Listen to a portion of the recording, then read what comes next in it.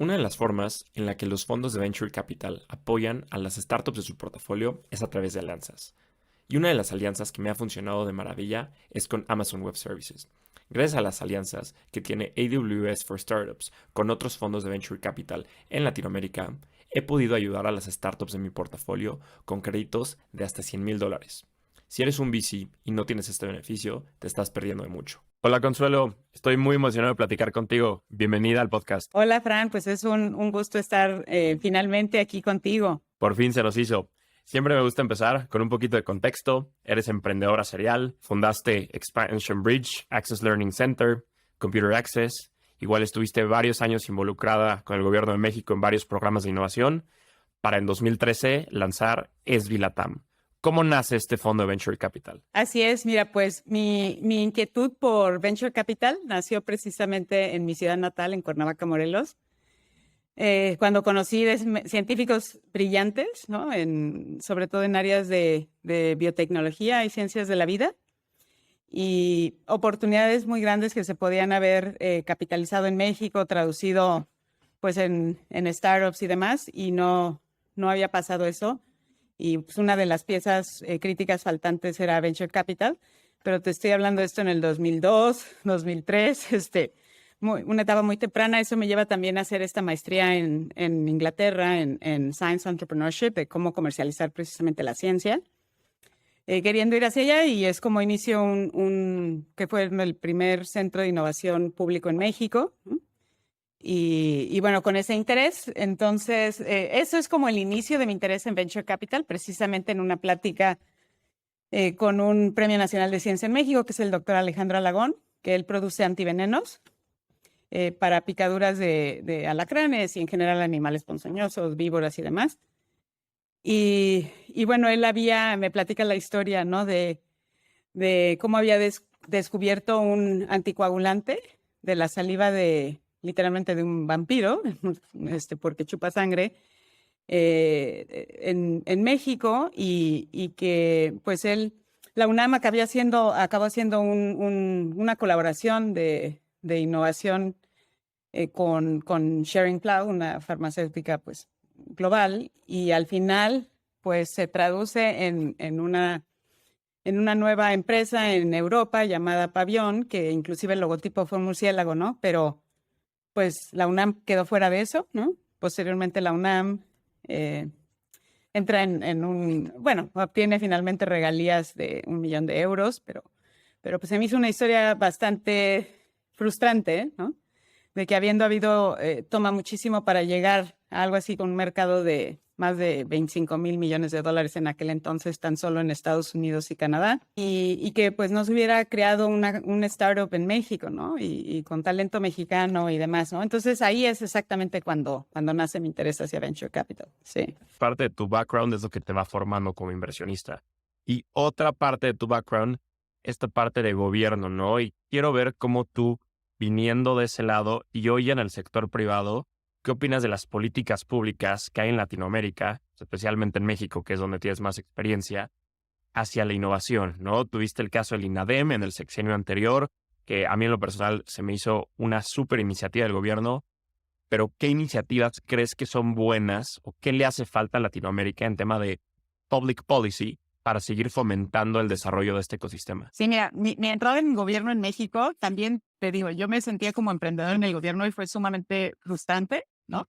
Porque yo siento que a veces en el gobierno es relativamente sencillo si no te mueves mucho, ¿no? Pero si empiezas a querer hacer cosas es extremadamente difícil, ¿no? El sistema pues funciona de cierta manera, y pues al arrancar ya un área nueva, imagínate todo, o sea, desde tienes que conseguir que se apruebe en el Congreso, que el gobernador, sabes que sí, que consigue presupuesto, no tiene suficiente presupuesto, cuando vienen crisis, pues que se recorta la ciencia, obviamente es lo primero recortado, ¿no? Y decían, eso es para el futuro y tenemos problemas inmediatos. Entonces, siempre tienes que estar súper resourceful, resiliente, todo eso. No me considero exactamente digamos, como alguien como experto en políticas públicas, ni mucho menos. Digo, sí tuve esa experiencia por bastantes años, pero también entré al sector público, pues desde mi frustración como emprendedora, ¿no? Porque cuando regreso a México y arranco mi primera empresa, ¿no? Esta que te comenté de ensamblar una fábrica de computadoras cuando no era tan sencillo armar una computadora como lo es hoy en día y todo esto.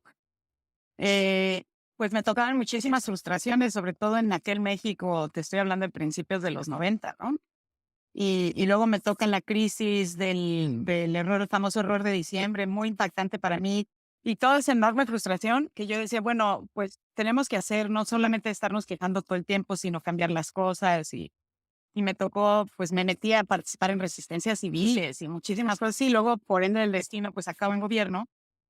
Yo no quería, ¿no? Yo lo que comentaba, no, pues a mí no me gusta el gobierno, yo no quiero trabajar ahí. Y decían, bueno, pues tenemos que entrar y cambiar, y así fue como acabo en este sector.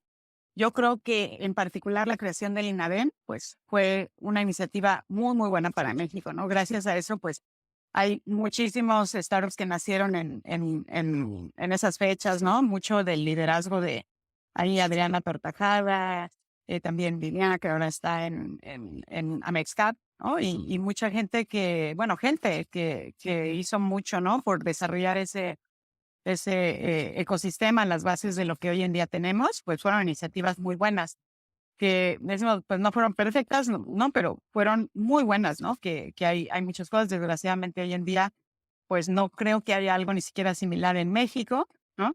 Afortunadamente, pues vino la ola y eso, continuó por un lado en México y luego vino pues esta ola ya y el crecimiento de los ecosistemas a nivel global, y pues México se ha beneficiado mucho de eso. Si hubiera más iniciativas públicas, pues obviamente esto podría ser mucho mejor. Yo creo que en general el gobierno, pues si no facilita, por lo menos que no estorbe, ¿verdad? Yo creo, Claro. ¿no? Y que no se vuelva otra super piedra en el zapato, ¿no? Y que al menos eso, ¿no? Yo creo que sería la clave. Hay ejemplos pues muy buenos, ¿no? Y controversiales a la vez, como Startup Chile, ¿no?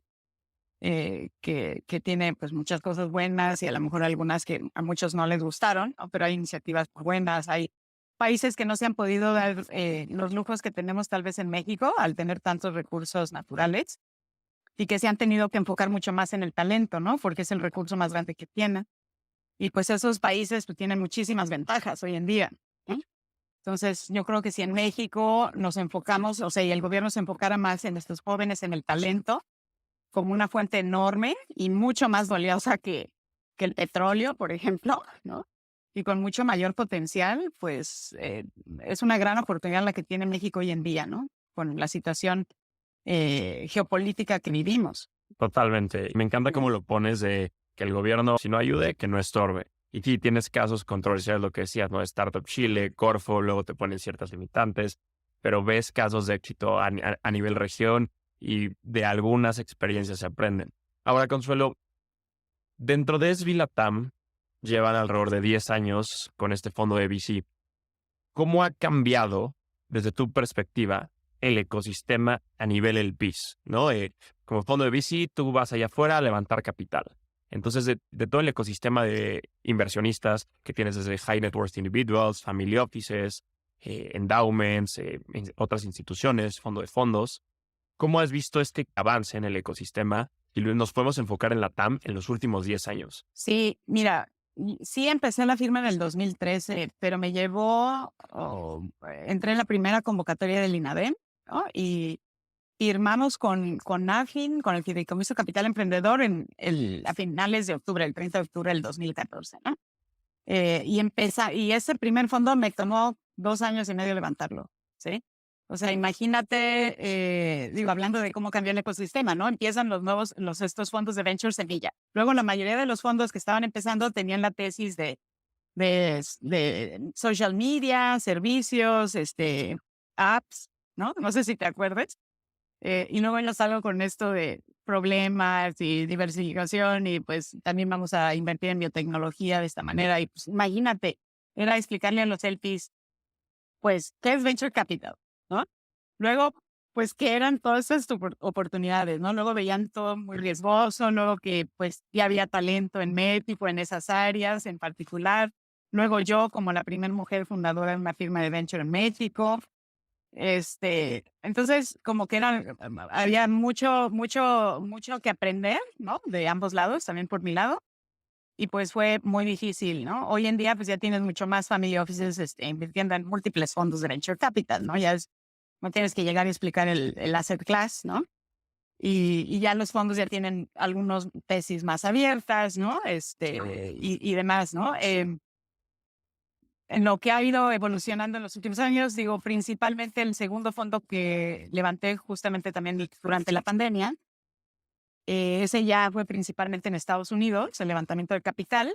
Entonces, nosotros invertimos el 70% de las compañías en las que invertimos en mercados globales, ¿no? Y el 30% están enfocadas en mercados de Latinoamérica.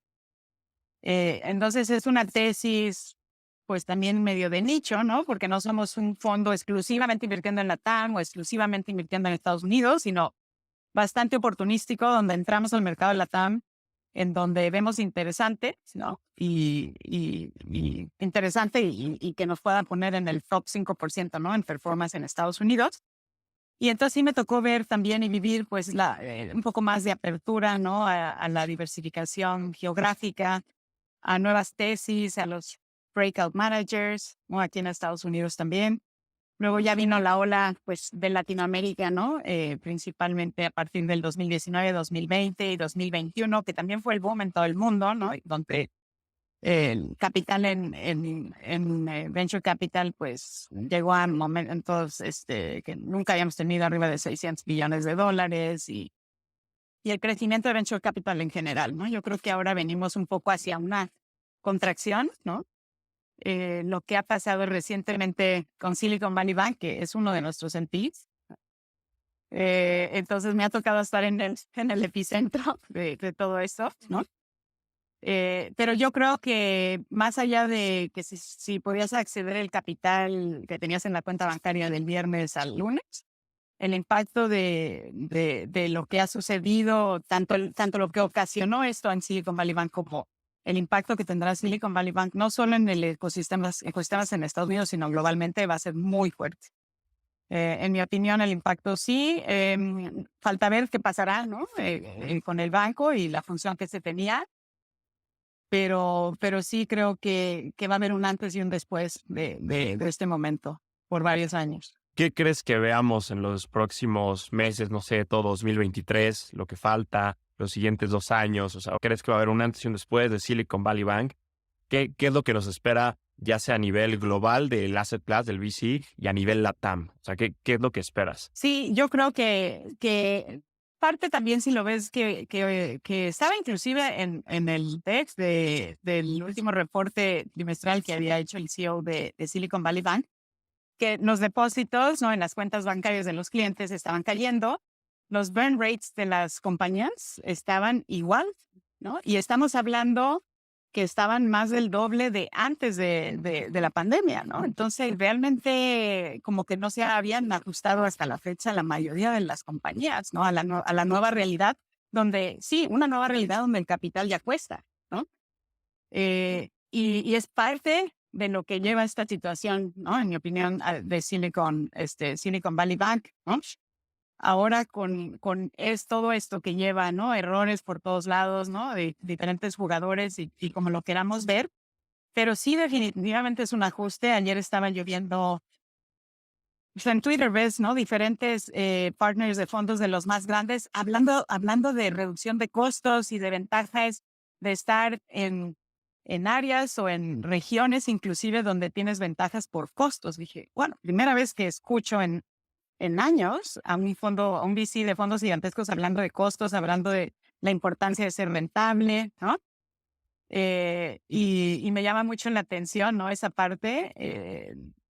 Creo que todavía vienen ajustes fuertes porque muchos fondos no han ajustado sus portafolios, ¿no?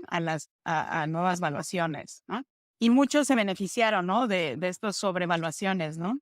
Entonces, sí vendrán los ajustes. Yo veo muy poco probable que eso no suceda, porque el capital pues ya tiene un costo alto, y luego todo, bien o mal, pues esto ha sido un golpe hacia todo el asset class de venture capital. Y también, pues, yo sí considero que vivíamos una burbuja, súper burbuja ya, ¿no? Era ridículo lo que veías, múltiplos 100 veces revenue. O sea, y lo sigues viendo, ¿no? Lo sigues viendo. Eso ya, yo dudo que eso sea sostenible, ¿no? Post marzo 10, ¿no? Yo creo que Totalmente. será sumamente difícil, ¿no? Y pues, originalmente en Latinoamérica como que los emprendedores tendrían a estar más enfocados, ¿no? En la rentabilidad, en un crecimiento más sano y demás, pero sí también con este excedente de capital en venture capital y luego yéndose también hacia Latinoamérica, también hemos visto pues estos excesos, ¿no? Y eso es nuestra misma tesis. Nuestra tesis es invertir en oportunidades que otros no ven. ¿No? Eso es fundamental de nuestra tesis. ¿Y eso qué quiere decir? Pues normalmente no invertíamos en lo que era súper caliente, ¿no? O sea, cuando invertimos en Clip, en su momento, digo, pues Clip le costó muchísimo. Fue el primer startup en levantar de México, en levantar capital en Silicon Valley. Entonces, era una oportunidad difícil, ¿no?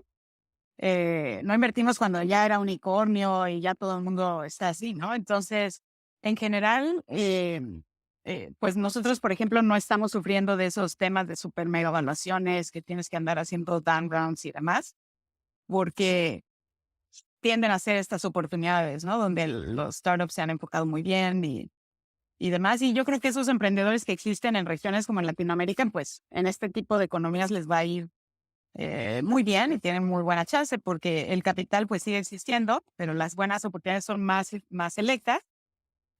Todos los que, yo creo que por lo menos la mitad del 2022 y el principio de este año ha sido darle una oportunidad a esos que tuvieron evaluaciones excesivas a realmente demostrar que sí valían eso, ¿no? Entonces, como que sus inversionistas actuales les decían, oye, ok, ahora vas a tener que crecer así y hacer todo esto para que justifiques tu evaluación que tuviste.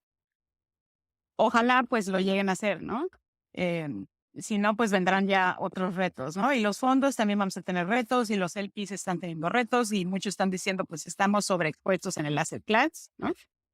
Y sí creo que vienen pues ajustes importantes, ¿no? Y es un asset class que creció muchísimo y mucho consecuencia de que el dinero no costaba, ¿no? Sin duda van a Sí. venir tiempos muy interesantes. Yo creo que en el neto es positivo todo lo que vimos en 2020, 2021. Sí, obviamente tuviste valuaciones altísimas que no se pueden justificar hoy en día, pero ya la gente conoce las class, ya la gente sabe que es venture, sabe que es los startups. Entonces, eso yo creo que ese push le faltaba a la TAM y yo creo que en el neto va a ser positivo. Claramente fue un arma de doble filo levantar a valuaciones altísimas que, uy, en su momento levanté a 50 veces ventas, pero hoy ya es, o sea, ¿cómo puedo justificar esa evaluación sin hacer un down round, diluirme? Y ya entran muchos factores en juego, pero como decía, yo creo que a largo plazo va a ayudar. Y dado el mercado como está hoy, ¿qué consejos les das a los founders de tu portafolio? Mira, y justamente esta semana, a consecuencia bueno, lo inmediato de Silicon Valley Bank, de haber tenido todo su capital en Silicon Valley Bank, nosotros, pues todas nuestras cuentas bancarias ahí, todo el capital, cómo pagas, cómo operas y todo. Entonces estamos teniendo pláticas uno a uno con todos los founders de las empresas del portafolio. Y parte, pues, es, claro, las tácticas inmediatas que tienes y siempre estar preparados para múltiples escenarios, ¿no? Considerar por lo menos múltiples escenarios. La toma de decisiones, yo creo, que tenemos en lo personal y en los negocios, normalmente es de calidad bastante, bueno, que tiene mucha oportunidad de mejorar, ¿no?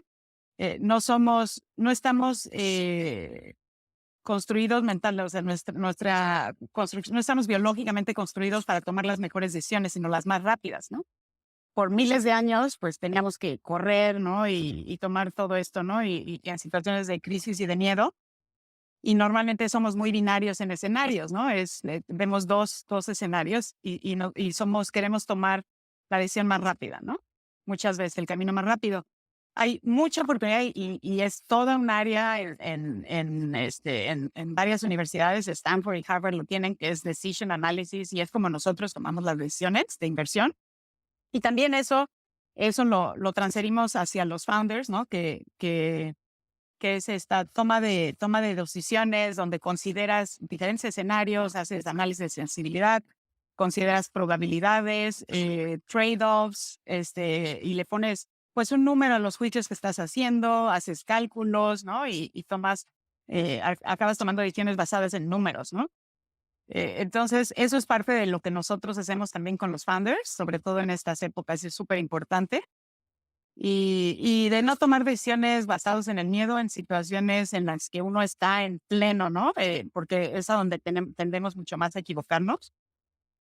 Y bueno, eso es lo principal. Yo creo que una de las características principales de un emprendedor es la resiliencia, ¿no? Eh, en países latinoamericanos y países emergentes tendemos a tener mucho más resiliencia, ¿no? Porque tendemos a vivir pues situaciones mucho más complicadas, nos cuestan más las cosas, las oportunidades son más difíciles, es más difícil progresar también en moverse, ¿no? Socialmente. Y bueno, todo esto también yo creo, en mi opinión, que nos hace más resilientes. A mí en particular me gusta mucho invertir y ver oportunidades en general en países emergentes o en áreas de mucha disrupción que en mercados, por ejemplo, maduros, ¿no? Y también es que, pues, creo que en los emprendedores y las soluciones que tenemos que construir para resolver estos problemas, muchas veces tienes que construir toda la infraestructura porque no existe, ¿no? Y tienes que hacer, pues, todos los pasos, ¿no? Para llegar a lo que se tiene que hacer. Tienden a hacer, como dice mi amigo Alex Lázaro, que no sé, sería bueno que yo creo que un día lo entrevistaras. Escribió el libro de Out Innovate, How Entrepreneurs are Innovating Outside Silicon Valley. Y tiene ejemplos también pues, de Latinoamérica y África y Asia del Sur. Y pues precisamente habla de esto, que en los países emergentes, en estas economías, no estamos hablando de unicornios, sino de camellos, ¿no? Que los camellos pues, pueden hacer caminar mucho tiempo con poca agua, pocos recursos, son muy resilientes y todo esto. Y yo creo que, pues, en ese lado hay una enorme ventaja que tenemos porque estamos acostumbrados a eso, ¿no? Estamos más preparados para ser mucho más, resourceful y con menos recursos, ¿no? O sea, de trabajar. Sí. Justo sobre este mismo tema de mercados emergentes versus Estados Unidos, ¿no? Desde SB Latam tienen esta dualidad de invertir tanto en Estados Unidos como en Latam, o bueno, global. ¿Cómo hacen el análisis de una startup? Imagínate, es la misma startup operando en Estados Unidos o la misma startup operando en México. O sea, cambia, digamos, el risk reward o esta probabilidad de éxito que ustedes le asignan dependiendo si está en un mercado emergente o en un mercado global como Estados Unidos. Nosotros lo que analizamos es, bueno, primero que nada con los founders construimos el mercado de abajo hacia arriba, pero no el mercado existe ahorita sino a 10 años, porque invertimos desde escribir el primer cheque, ¿no? Y después de haber hecho eso, que lo construimos el modelo de negocios y le pones todos los drivers y vemos con un análisis de sensibilidad cuáles son los drivers que tienen mayor peso, ¿no? Pasando de todo esto, llegamos ya a lo que es el análisis y cuál es la definición de éxito. Partimos en etapas, la vida de la compañía, del startup, y cuál es la definición de éxito y lo que se necesita en tecnología, mercado, equipo y finanzas, ¿no? En cada una de las etapas. Entonces, ¿cómo es que el peso del mercado de la parte geográfica, ¿no? Eso va en la parte de mercado, ¿no? Por ejemplo, estamos viendo algo que se llama una fintech en México, ¿no? Y que lo vieras, bueno, tomamos en cuenta, o Brasil, ¿no? Pues que hay riesgo cambiario, riesgo político, ¿no? Y a lo que tenemos de probabilidad por default, le vamos bajando, subiendo por estos puntos, otras cuestiones que veamos en el mercado. Pero ahí entra toda la geografía, en lugar de decir, uy, no, Latinoamérica o Brasil ahorita está muy riesgoso, ¿no? Porque, uy, no, pues ahorita, sí, no sé, la situación política en Brasil o demás, y no le pones, o sea, no sabes, nada más lo estás vetando y te estás haciendo como que adverso a ese riesgo, pues no, nosotros lo traducimos a ver exactamente qué es lo que vemos, ¿no? Y luego lo cuantificas y le subes o le bajas, ¿no? Y así es como lo podemos hacer, pues, a través de geografías, ¿no? Y sí queremos que sea donde podemos añadir valor, ¿no? Porque, pues, nuestro eslogan es, Entrepreneurs First, Success Follow, ¿no? Y por eso mismo hacemos menos inversiones, hay mayor concentración de riesgo, por lo tanto nos ayuda mucho más ser muy disciplinados también con nuestra forma de invertir. Y bueno, pues sí, esa es la forma en que lo hacemos. Claro, o sea, dependiendo del mercado, sí entiendo totalmente que hay este riesgo país, ¿no? Y en Latinoamérica, lo que decías, ok, el emprendedor es resiliente porque el mercado te hace que seas resiliente, ¿no? Argentina, hace poco vi el dato, inflación de 100%, y en Perú, lo que pasó políticamente, en México no es la excepción, Brasil. Entonces siempre tienes estas inestabilidades políticas que se traducen en inestabilidades macroeconómicas que al final acaban afectando en cómo la startup va a operar y cuál va a ser el outcome.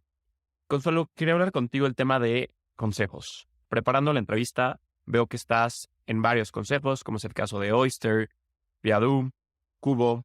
¿Cuáles son las mejores prácticas que has visto en los consejos de las startups que eres parte? Sí, eso es súper importante, ¿no? He visto startups que, sobre todo, bueno, eso se da más, yo creo que en Estados Unidos, donde los emprendedores dicen, estoy en etapa presemilla o semilla y por lo tanto no voy a tener a ningún externo en mi consejo, ¿no? Y nada más son los dos co-founders y adiós, ¿no? Y muy adversos porque dicen, ahorita no me quiero meter en problemas de ese tipo, ¿no? Creo que esa práctica en Latinoamérica y otros emergentes es mucho más difícil. Y yo, inclusive aquí en Estados Unidos, les digo a los emprendedores, es mejor que desde un inicio, ¿no? Cuando tú crees que no necesitas ese consejo, que no sea por fuerza, pero empieces a sentar las bases de muy buenas prácticas. Es más fácil en semilla que más adelante de repente empezar y que te caiga todo, ¿no? Algo, creo que ahí varía mucho también regional en México, no solo México, me ha pasado también en otros países en Latinoamérica donde los consejos tienden a ser muy grandes desde el inicio, ¿no?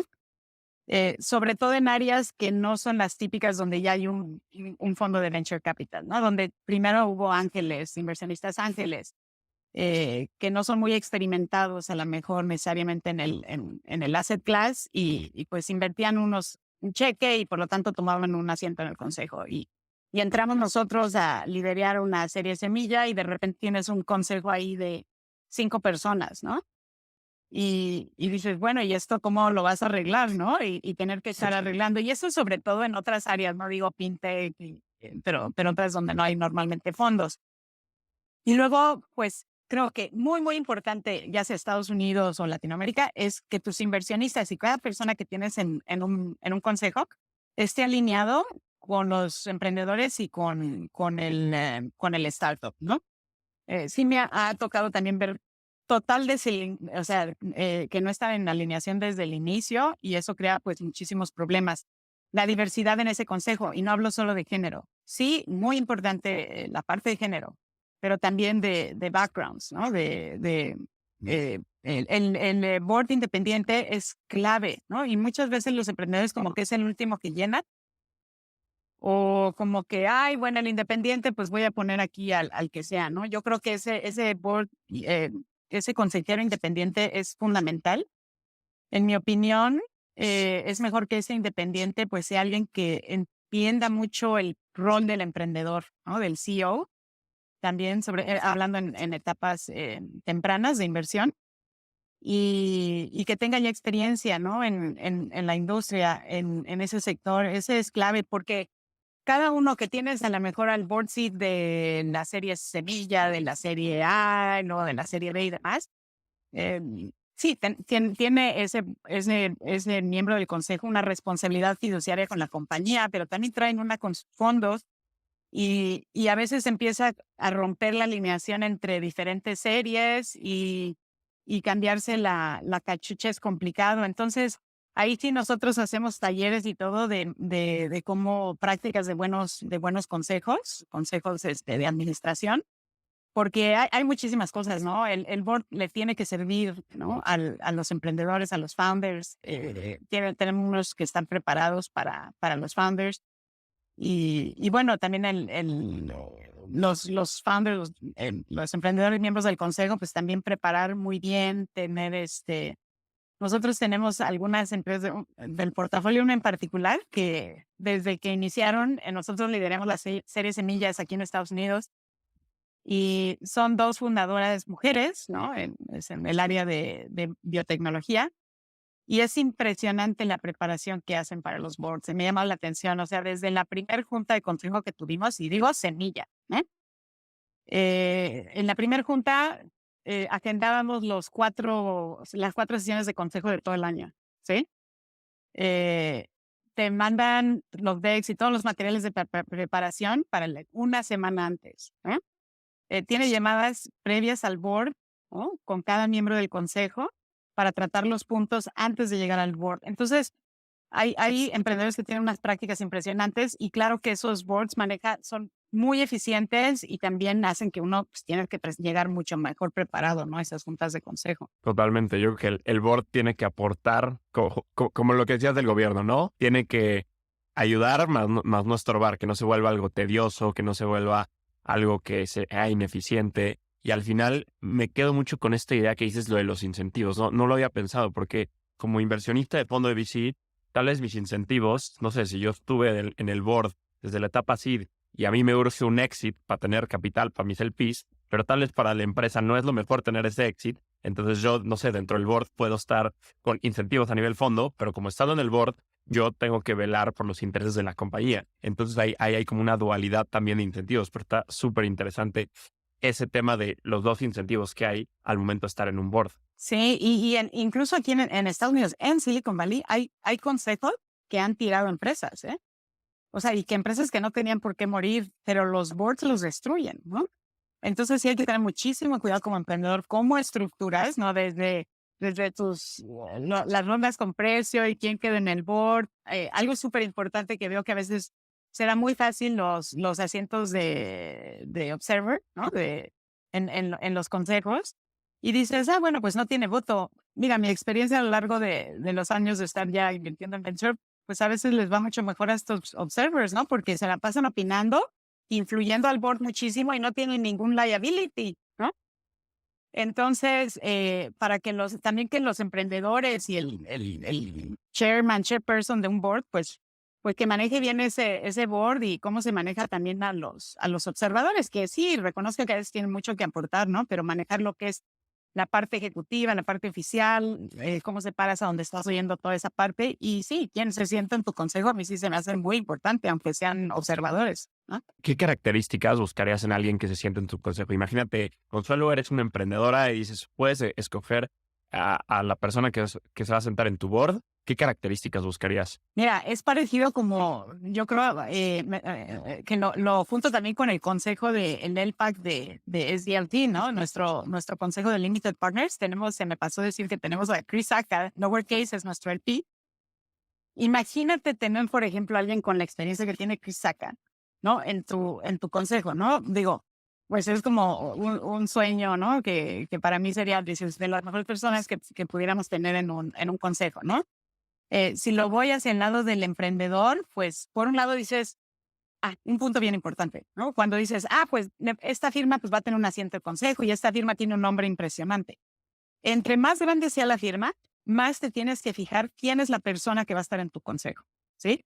Si la firma es chica, no importa tanto porque, bueno, pues, conoces a los dos o al uno o a los tres GPs y tiende a haber menos situaciones políticas en la firma, ¿no?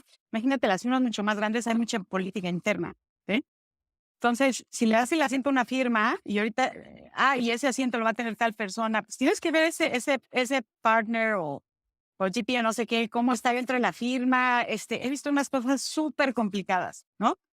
Y como que muchas veces, sobre todo en Latinoamérica, pues ves una firma con un nombre así de reconocimiento mundial, y dices, sí, corriendo al board y luego, ¿no? Entonces, eso sí es bien delicado. Entonces, no nada más dejarse de ir por el logo de una firma, ¿no? Sino realmente fijarse en la política interna y quién es el partner o la partner que va a estar sentado allí. ¿Qué pondría? Un emprendedor, emprendedora que ya haya pasado, ya haya construido toda una compañía, ¿no? Imagínate, por ejemplo, un Adolfo Abats, ¿no? Ricardo Weber de Justo, ¿no? De algunas de Brasil, Guilherme Bonifacio, Diego Libanio, son emprendedores impresionantes, ¿no? Que a mí me encanta hablar con ellos como inversionista, ¿no?